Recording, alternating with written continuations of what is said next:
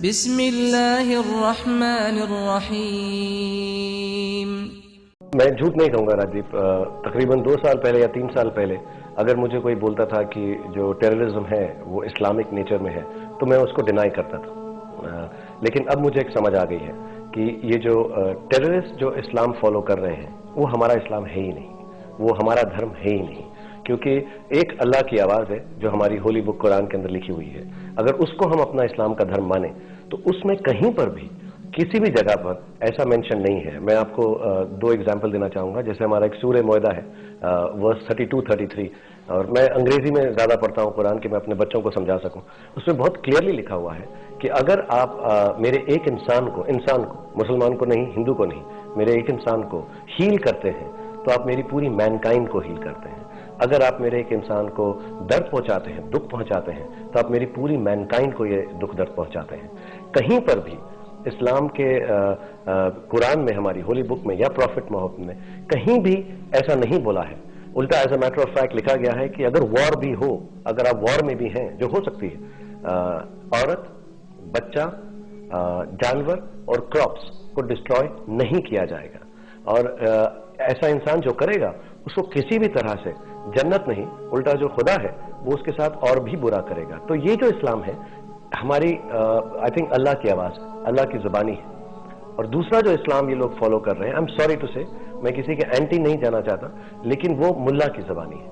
اور مجھے میں یہ ایکچولی سب سے ہاتھ جوڑ کے ونتی کرتا ہوں کہ کسی بھی دھرم میں، چاہے وہ ہندو ہے، چاہے وہ کرسچن ہے، چاہے وہ اسلامک ہے، پلیز اگر آپ کسی طرح سے جو جوان ہماری پیڑھی ہے ان کو ہماری کتابوں کا صحیح معنی سمجھا سکیں، کیونکہ کسی بھی کتاب میں، چاہے گیتا ہے یا قرآن ہے یا بائبل ہے، کہیں ایسا نہیں لکھا ہوا کہ اگر آپ کسی کو دکھ پہنچائیں گے تو آپ کو جنت یا ہیون یا اچھی جگہ پر یا خدا اچھی طرح سے رکھے.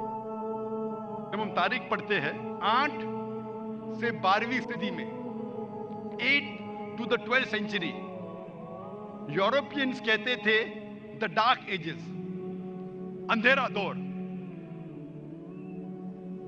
اندھیرا کس کے لیے؟ یورپینز کے لیے.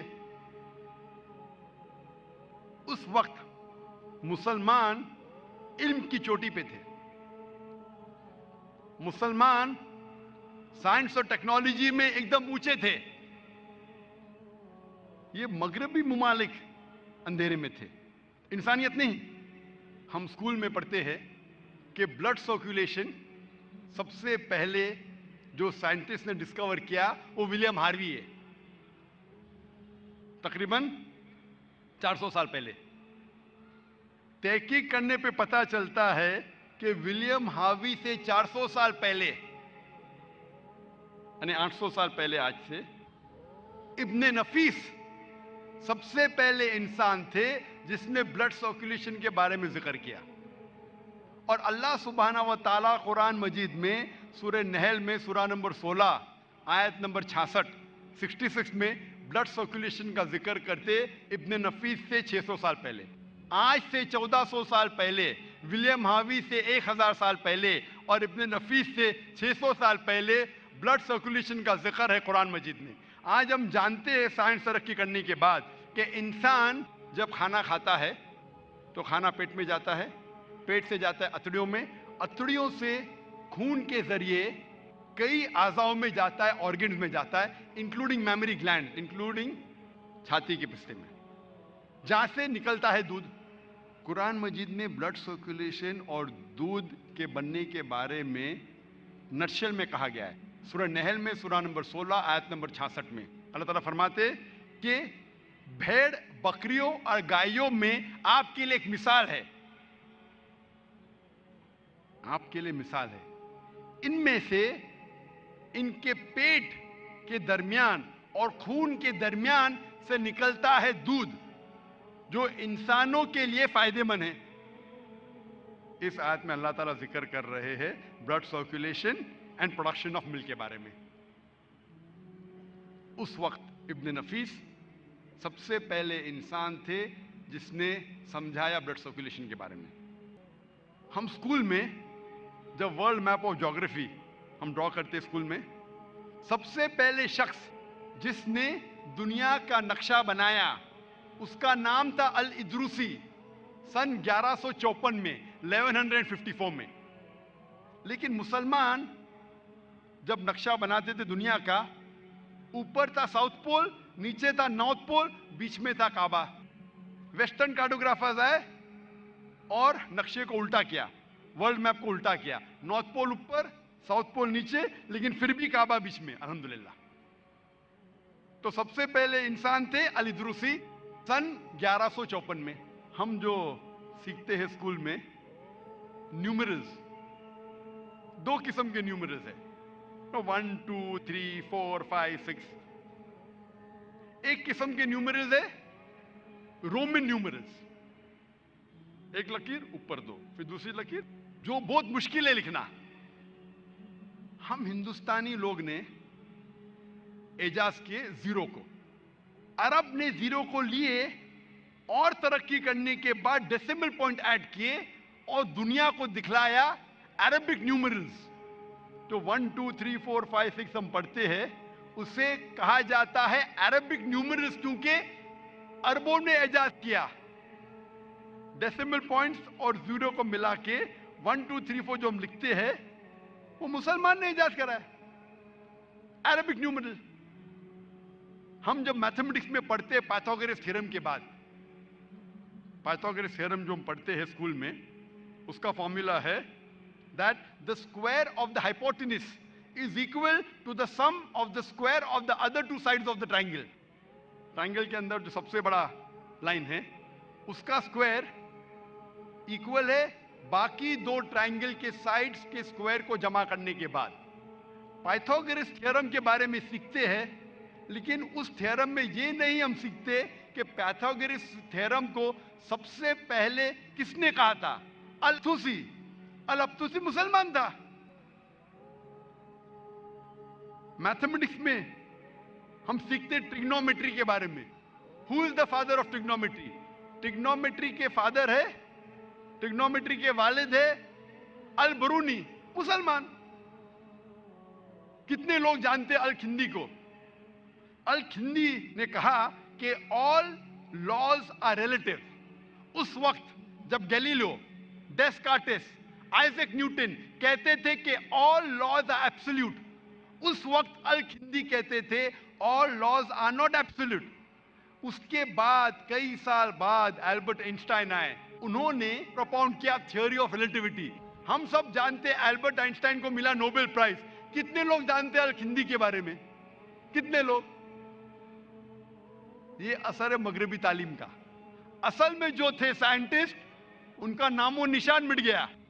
ہم اسکول بکس میں الکھندی کے بارے میں نہیں پڑھتے، ابن نفیس کے بارے میں نہیں پڑھتے، الابتوسی کے بارے میں نہیں پڑھتے، الادریسی کے بارے میں نہیں پڑھتے.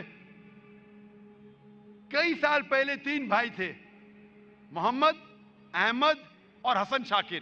یہ 3 بھائیوں نے ریڈ سی پہ ایک ڈگری کے ذریعے سرفیس ایریا میجر کیا سارے ارتھ کا. اپنے اس دھرتی کا سرفیس ایریا میجر کیا اس وقت جب لوگ سمجھتے تھے کہ دھرتی چپٹی ہے، دی ارتھ از فلیٹ. اس وقت یہ 3 بھائیوں نے ریڈ سی کے ایک ڈگری کے ذریعے سرفیس ایریا میجر کیا، جو آج سائنس کہتی ہے ماشاء اللہ کافی حد تک الحمدللہ صحیح ہے. ہم پڑھتے کیمسٹری میں فادر آف کیمسٹری گیبر. گیبر کا نام کبھی کبھی ہم سنتے ہیں. گیبر کون ہے؟ گیبر جابر ابن حیان. وہ گیبر لگتا ہے ویسٹرنر ہے، انگریز ہے. گیبر تو کون پہچانے گا مسلمان ہے؟ جابر ابن حیان. وہ جابر ابن حیان تھے جو فادر تھے کیمسٹری کے. پہلا شخص جس نے الکوہل کو ڈسٹل کیا اس کا نام ہے جابر ابن حیان. یہ الکوہل جو لفظ ہے انگریزی، وہ عربی لفظ الگل سے آتا ہے.